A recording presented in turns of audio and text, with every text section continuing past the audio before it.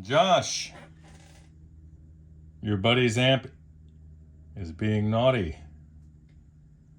It is no longer switching channels. I did service this amp in the past, probably a year and a half, 2 years ago.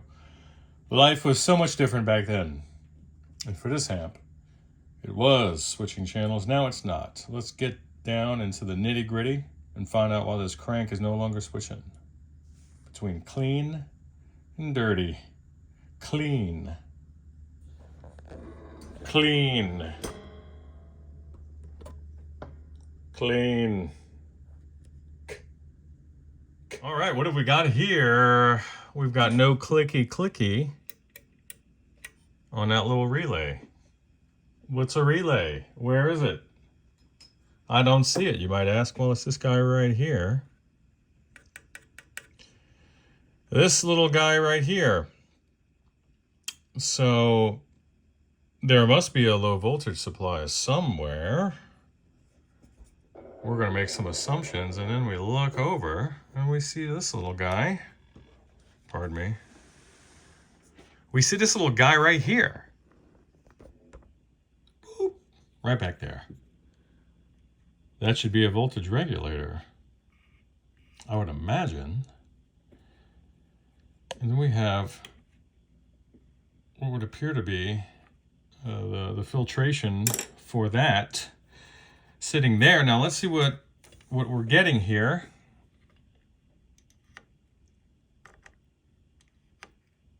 And I'm not getting anything but a couple millivolts on that. Now let's check out this 100K resistor here and see what this thing's up to. On the distal end, getting 110 volts DC. On a proximal end, we're getting about 2 millivolts, 0.2 millivolts. That's a hell of a voltage drop across that resistor.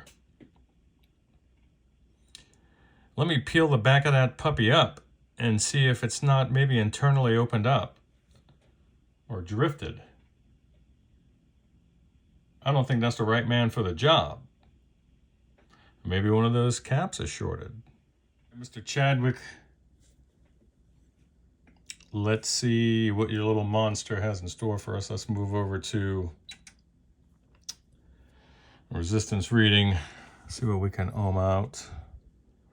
So let's see if, you can't see it, if the anode end of this cap is going to ground straight. And that'll tell us if this cap is shorted.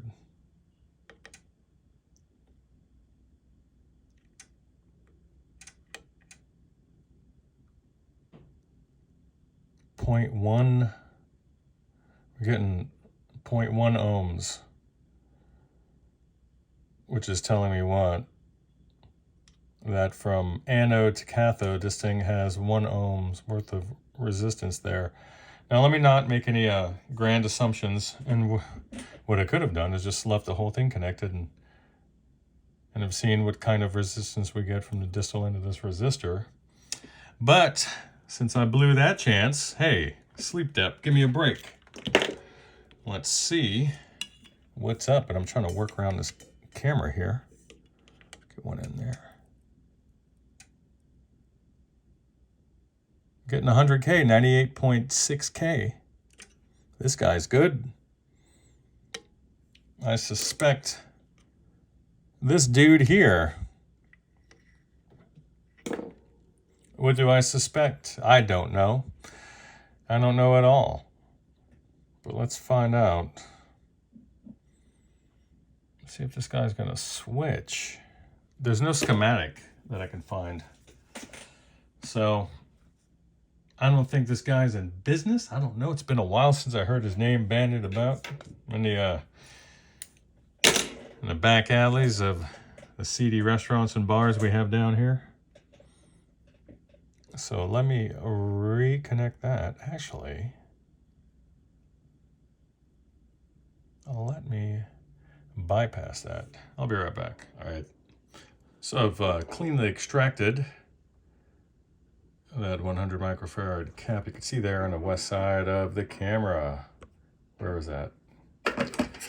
Where is it at? There it is, right there. Now, want to see something interesting? Watch what happens when I check continuity with this little part of the old picker relay. Now I'm just doing continuity. Now I'm going to poke the cathode end of that 100 microfarad cap. Looks like we're on the right track. Update soon. All right, let's descend and see if we can get some focus beyond this heater string. 100 microfarads, 25 volts. I got a cap like that.